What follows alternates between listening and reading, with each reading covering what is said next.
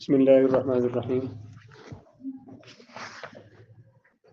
پچھلا مسئلہ یہ تھا کہ افعال حسیہ پر جب نہیں وارد ہو، افعال حسیہ سے جب شریعت روک دے تو اس سے روکنے کا مقصد یہ ہوتا ہے کہ وہ افعال اپنی ذات کے اعتبار سے ہی برے ہیں، اس وجہ سے شریعت نے ان سے روک دیا ہے۔ ان یکون المنہی عنہ هو عین ما ورد علیہ النہی، افعال حسیہ پر جب نہیں وارد ہو تو ان افعال کی ذات پر نہیں وارد ہوئی ہوتی ہے، فیکون عینہ قبیحا، اور یہ اس بات کی دلیل ہوتی ہے کہ یہ جو فعل ہیں ان کی ذات ہی بری ہے، کسی طرح سے بھی یہ کام جائز نہیں ہے، ان کی ذات ہی بری ہے، فلا یکون مشروعا اصلا، یہ کسی صورت بھی جائز نہیں ہے۔ تو اب یہ جو کہا کہ افعال حسیہ پر نہیں وارد ہو تو اس سے یہ ثابت ہوتا ہے کہ یہ کام یہ قبیح عینی ہے۔ تو قبیح عینی کی دو قسمیں بیان کی ہیں، وضعی اور شرعی۔ قبیح عینی وضعی کیا تھا؟ وہ نہیں ہے جس کی قباحت شریعت کے بیان کیے بغیر عقلی طور پر سمجھ آئے، وہ قبیح، وہ برا کام کہ جس کا قبیح ہونا شریعت کے بیان کیے بغیر عقل سے خود سمجھ آ رہا ہو کہ یہ کام برا ہے، تو وہ کام کیا ہوگا؟ قبیح ہی ہوگا اور وضعی ہوگا۔ اور پھر شرعی کی اس سے خود بہت تعریف سمجھ آ گئی کہ وہ کام جس کا برا ہونا شریعت سے ثابت ہو، شریعت کے وارد ہونے کے بغیر اس کو نہ سمجھا جا سکے، جیسے کہ سود ہو گیا، جیسے کہ بیع کی مختلف بیع فاسد کی جتنی صورتیں ہیں، تو یہ ہمیں کیسے پتہ چلی ہیں؟ شریعت کے کہنے سے۔ تو یہ قبیح عینی ہیں اور قبیح عینی شرعی ہیں۔ حکم النوع الثانی ان یکون المنہی عنہ غیر ما اضیف الیہ النہی فیکون حسنا بنفسہ قبیحا لغیرہ فیکون المباشر مرتکبا للحرام لغیرہ لا لنفسہ۔ پیچھے پڑا تھا افعال حسیہ پر نہیں وارد ہو، افعال حسیہ سے شریعت روکے تو یہ اس بات کی دلیل ہوتی ہے کہ یہ ایک تو وہ نہیں ان افعال کی ذات پر ہوئی ہے کہ، اور یہ بھی ثابت ہوا کہ وہ افعال اپنی ذات کے اعتبار سے برے ہیں۔ افعال شرعیہ پر جب نہیں وارد ہو تو اس سے یہ نہیں ہوتا کہ وہ ان افعال کی ذات ہی بری ہے، بلکہ وہ اپنی ذات کے اعتبار سے تو وہ افعال اچھے ہیں، لیکن کسی غیر کی وجہ سے، کسی اور وجہ سے وہ کام برے ہو گئے ہیں اور ان پر وہ نہیں وارد ہوئی ہے کسی اور وجہ سے۔ کیا کہا؟ یکون المنہی عنہ غیر ما اضیف الیہ النہی۔ نوع ثانی کون سی تھی؟ افعال شرعیہ پر نہیں کا وارد ہونا۔ افعال شرعیہ پر جب نہیں وارد ہو تو اس بات کی دلیل ہوتی ہے کہ جس سے نہیں کی گئی ہے نا، جس سے نہیں کی گئی ہے وہ غیر ہو اس چیز کا جس کی طرف نہیں کی نسبت کی گئی ہے۔ جس کام سے روکا گیا ہے نا، بظاہر مثلا کہا گیا کہ جب سورج طلوع ہو رہا ہو تو نماز نہ پڑھو، نماز پڑھنے سے منع کیا گیا۔ اب یہ بظاہر نہیں کس پر آئی ہے؟ نماز پہ، لیکن کہتے ہیں کہ یہاں پہ نماز فعل شرعی ہے، اس سے نہیں وارد ہوئی ہے، اس پر نہیں آگے کہ اس ٹائم نماز نہیں پڑھنی۔ اب کہتے ہیں کہ جس سے پر نہیں وارد ہوئی ہے، جس کام سے روکا گیا ہے، بظاہر تو نہیں کی نسبت نماز کی طرف ہے، نماز نہ پڑھو، لیکن نماز ممنوع نہیں ہے، ممنوع چیز نماز نہیں ہے، بلکہ یا نماز جو ہے یہ فعل برا نہیں ہے، یہ تو اچھا ہے، کسی دوسری شے کی وجہ سے برا ہو گیا ہے۔ وہ دوسری شے کون سی ہے؟ ممنوع ہو گیا کسی دوسری وجہ سے۔ وہ کیا ہے کہ سورج کے طلوع کے وقت شیطان کی اور جو سورج کی عبادت کرتے ہیں ان کے ساتھ مشابہت آتی ہے، اس وجہ سے شریعت نے منع فرما دیا۔ تو یہ نہیں، اس وجہ سے نہیں کہ یہ جو نماز ہے، یہ جو فعل ہے، یہ اپنی ذات کے اعتبار سے نعوذ باللہ اچھا نہیں ہے، یہ اپنی ذات کے اعتبار سے تو اچھا ہے، لیکن ایک دوسری وجہ سے اس سے منع کیا گیا۔ وہ منع کیا تھی؟ سورج کی عبادت کرنے والوں کے ساتھ مشابہت، اور دوسرا یہ کہ حدیث پاک میں ہے کہ شیطان اس وقت سورج کے سامنے کھڑا ہوتا ہے تو اس وقت جو عبادت کرے گا تو وہ گویا شیطان کی عبادت کر رہا ہے، اس لیے حضور نے اس سے منع فرمایا۔ تو دوسری قسم یعنی تصرفات شرعیہ سے نہیں کا حکم یہ ہے کہ جس کی نہیں کی گئی ہو، جس کام سے روکا گیا ہو وہ غیر ہو اس چیز کا جس کی طرف نہیں کی نسبت کی گئی. جیسے میں نے کہا نہیں کی نسبت کی طرف نماز کی طرف، لیکن وہ روکا کس وجہ سے گیا ہے؟ وہ نماز کے نماز ہونے کی وجہ سے نہیں اس سے روکا گیا، بلکہ کسی اور وجہ سے، کسی غیر کی وجہ سے اس سے روکا گیا ہے. یعنی حقیقت میں منہی عنہ وہ فعل نہیں ہے، منہی عنہ جس سے روکا گیا ہے وہ فعل نہیں ہے جس کی طرف نہیں کی نسبت کی گئی ہے، بلکہ وہ اور چیز ہے جس کی وجہ سے اس فعل شرعی پر نہیں وارد ہوئی ہے. بظاہر نہیں کی طرف کی نسبت کی طرف ہو رہی ہے، نماز کی طرف، لیکن یہ حقیقت میں نسبت اس کی طرف نہیں ہے بلکہ کسی اور چیز کی طرف ہے جس کی وجہ سے نماز پڑھنا اس ٹائم میں منع ہے.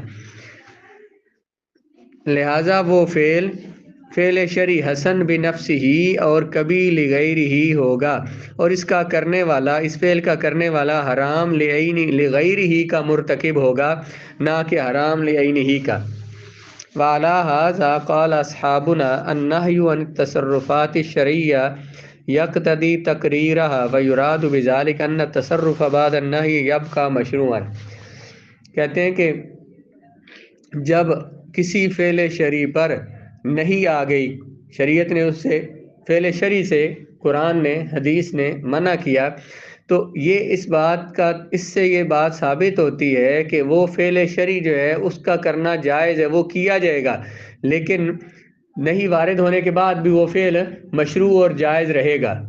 افعال شرعیہ پر جب نہیں آ جائے، تو کسی فعل شرعی کے بارے میں نہیں آگے اس سے منع کیا گیا، تو اس سے یہ ثابت نہیں ہوتا کہ وہ کام مطلق حرام ہو گیا ہے، بلکہ اس کام کا کرنا جائز ہے، وہ کام ثابت رہتا ہے. تو دیکھیں ترجمے میں کیا لکھا ہے کہ احناف نے یہ کہا ہے کہ تصرفات شرعیہ سے نہیں ہونے کے باوجود ان افعال شرعیہ کے برقرار اور ان کے مشروع ہونے کا تقاضا کرتی ہے. افعال شرعیہ پر نہیں آ بھی جائے تو یہ اس بات کا تقاضا کرتی ہے کہ وہ کام جائز ہیں، کیونکہ اگر نہیں کے بعد وہ جائز ہی نہ رہے، مشروع اور جائز نہ رہیں، تو وہ معدوم ہو جائیں گے اور بندہ مشروع فعل کے حاصل کرنے سے عاجز ہو جائے گا.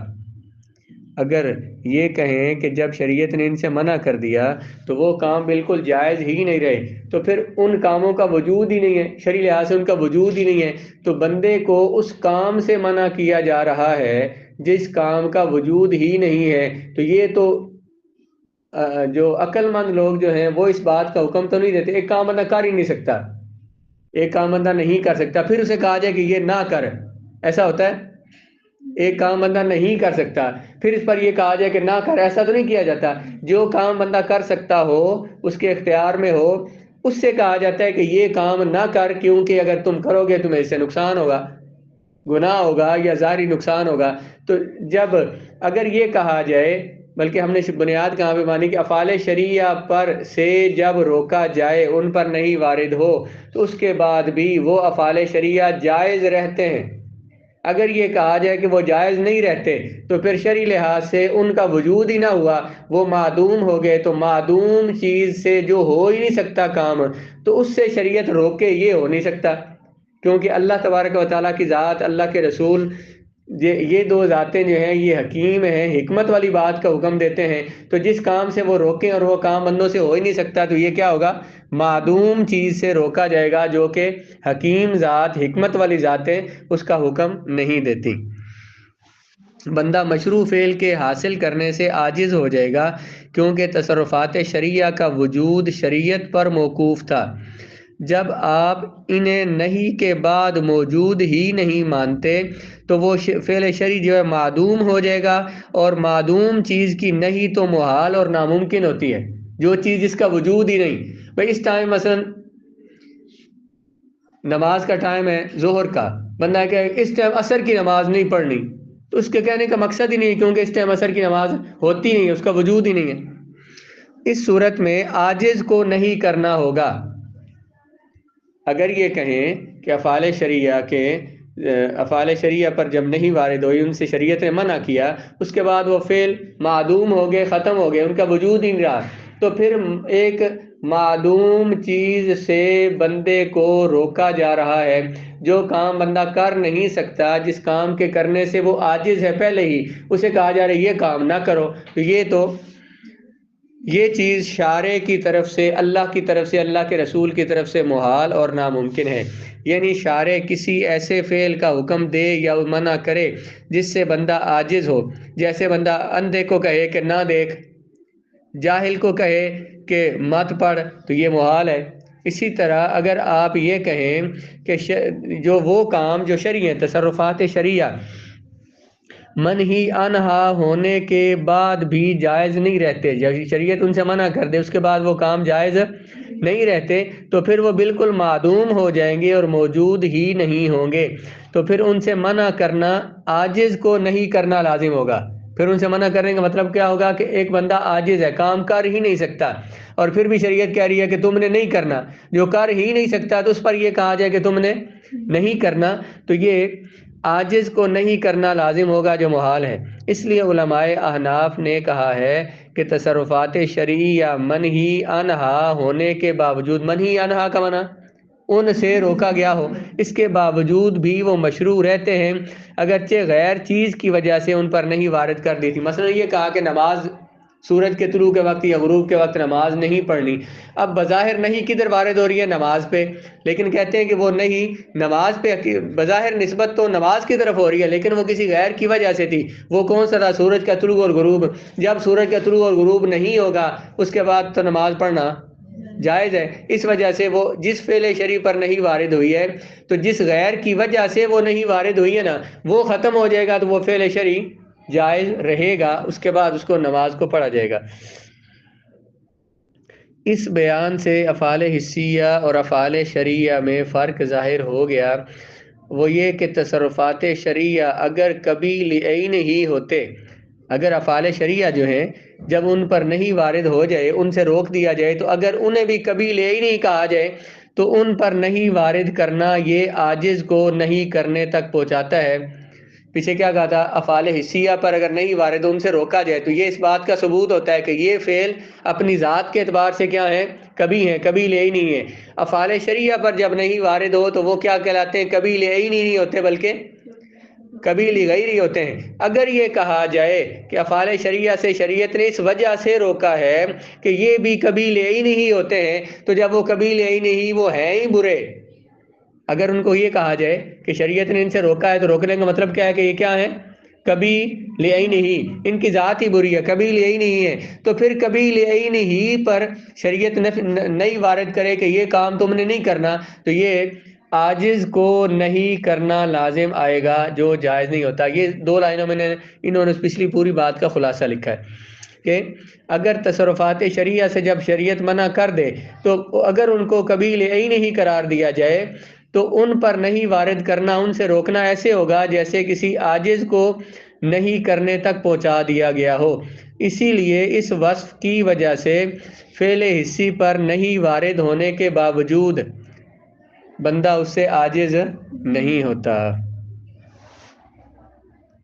مجتہدین کے پاس ان پر دلائل موجود ہیں، جن دلائل سے قرآن اور حدیث سے انہوں نے ان قواعد کو اخذ کیا ہے۔ شروع میں آپ نے اصول فقہ کے شروع میں پڑھا ہے کہ مجتہدین نے قرآن کے الفاظ کو صرف 20 اقسام میں تقسیم کیا ہے۔ قرآن میں 20 قسم کے الفاظ ہیں، تو وہ جو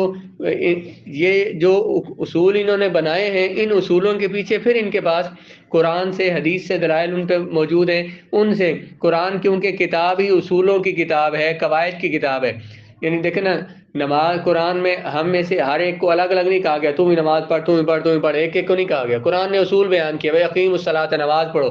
اب نماز کس نے پڑھنی ہے وہ بیان کیا کہ اب جو نابالغ ہے اس پر لازم نہیں، بالغ پر لازم ہے۔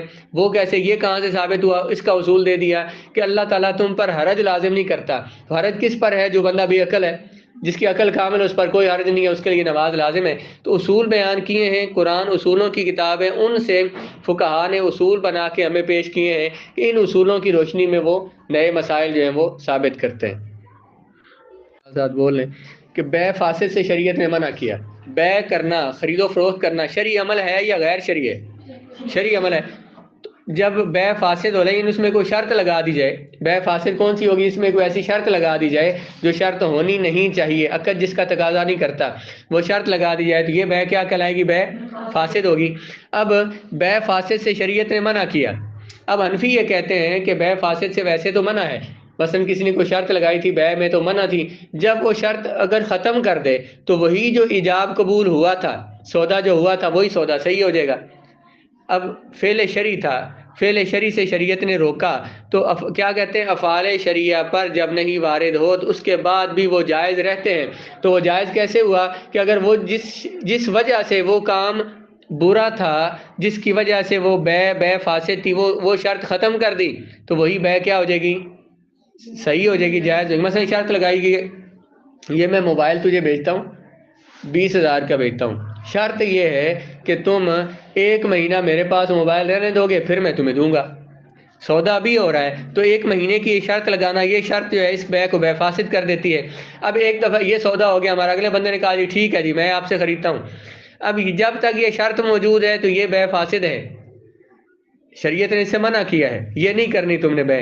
اگر یہی شرط جب ہم نے ختم کر دی تو یہی جو ہمارا ایجاب قبول ہوا تھا یہ صحیح ہو جائے گا، اور یہی بے جس کو میں موبائل دوں گا اسے پیسے لے لوں گا، یہ میری بے صحیح ہے۔ تو افعال شرعی، یہ فعل شرعی تھا، فعل شرعی پر نہیں آئی، اس کے بعد یہ فعل شرعی صحیح ہو سکتا ہے۔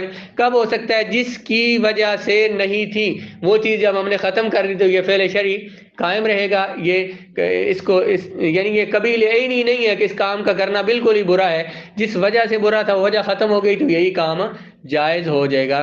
یہ مطلب ہے کہ افعال شرعیہ پر نہیں آ بھی جائے، شریعت ان سے روکے بھی صحیح، تو اس کے بعد بھی وہ کام ثابت رہتے ہیں، وہ مطلق حرام نہیں ہو جاتے یا ان کی ذات حرام نہیں ہوتی۔